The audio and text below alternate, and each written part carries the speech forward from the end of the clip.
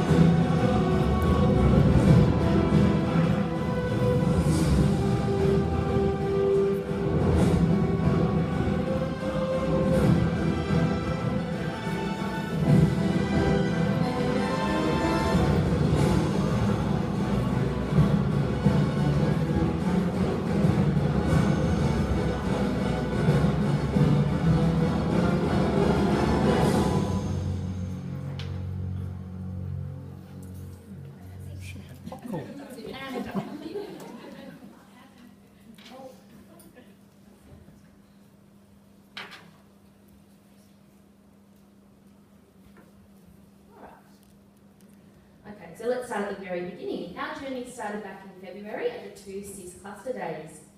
5 everyday 1-2 classroom teachers from 3 different schools around the eastern suburbs of Melbourne formed a team to establish how communication and collaboration amongst different schools can assist in creating a contemporary learning environment.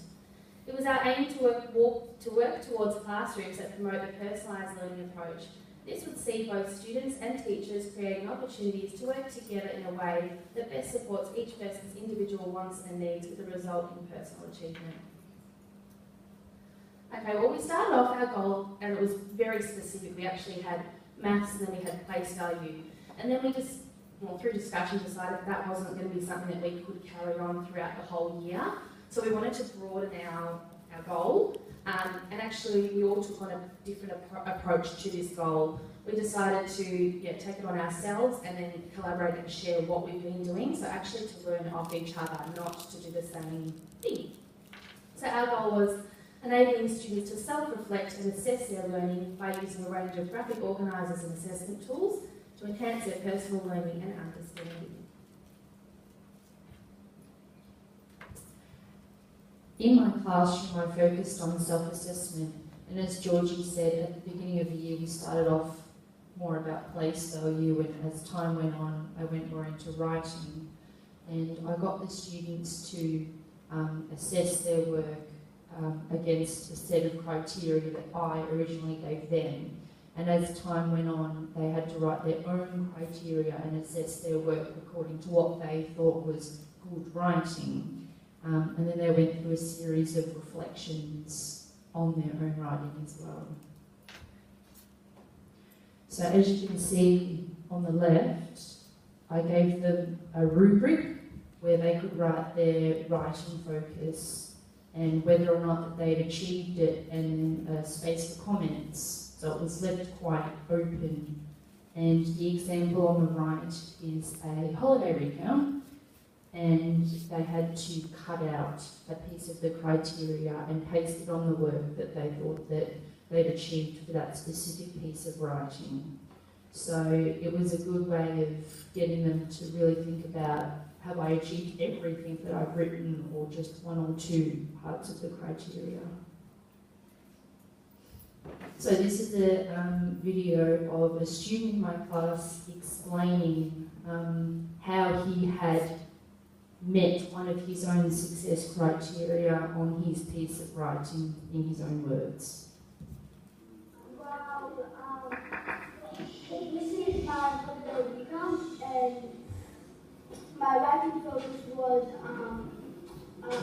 it's age appropriate, and kids would like the holiday recount I wrote. And for an example, I've done, like, my cousin came over for a sleepover, we played on PlayStation. We went to a Mexican restaurant, set up the matches for our cousin, and like it was really fun and stuff. So why do you think it was age appropriate? Because it's like, because new kids would like it because it was it's short and it's neat handwriting.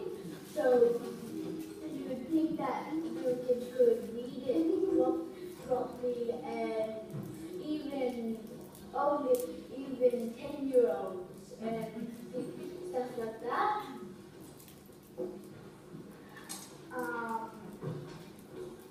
Fabulous. Thank you very much.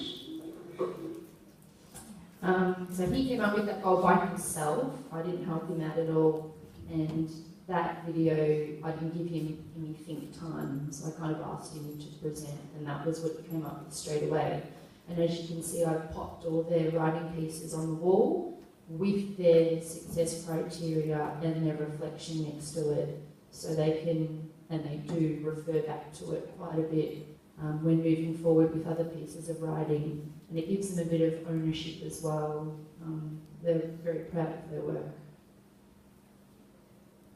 And this video is another student explaining their personal reflection on their piece of writing. So after they've done their success criteria, I gave them like a template that they had to explain how they had met their criteria and what it actually meant to write a recount, and if they've written a successful recount.